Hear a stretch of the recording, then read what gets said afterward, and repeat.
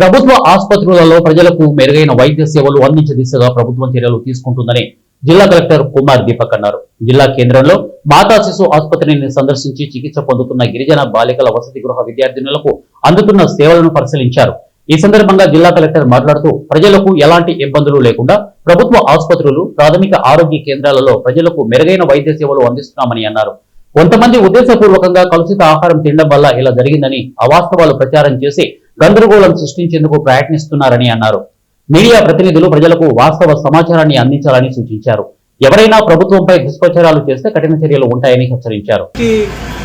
మంచిగా అందరికీ ఆరోగ్యం ఉండాల్సింది దానికోసం పని చేస్తున్నారు. వాళ్ళకి కొట్టడానికి, వాళ్ళతోటి అభద్రాలుగా మాట్లాడడానికి, వాళ్ళ మీద గొడవ చేయడానికి ఎవరికి ఎలాంటి హక్కు లేవు. వాళ్ళ మీద ఖచ్చితంగా మనం సీరియస్ యాక్షన్ తీసుకుంటాము.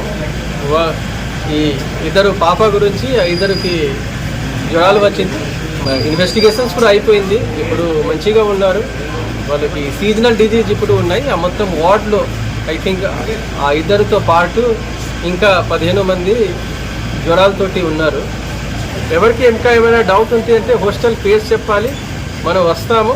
ఆ టైంకి కూడా మీడియా మిత్రులు కూడా కొన్నిసారి హాస్టల్ వెళ్ళాము సడన్గా. వాళ్ళు కూడా క్వాలిటీ చూశారు, మాతో పాటు తిన్నారు. ఇప్పుడు కూడా సడన్గా ఎప్పుడైనా అయితే జస్ట్ 15 మినిట్ ముందు లంచ్ అండ్ డిన్నర్కి మాకు చెప్పవచ్చు. మనం మీతోటి కలిసి వెళ్తాము. ఎక్కడైనా ఏం సప్లై చేస్తున్నారు మనం కూడా చూస్తాము. ఏమైనా లోపాలు ఉంటుంది అంటే దాని గురించి చెప్పడానికి, రాయడానికి మీడియా మిత్రులకు కూడా బాధ్యత ఉన్నాయి. దానికి మనం ఖచ్చితంగా పరిష్కారం చేసేసి ఖచ్చితంగా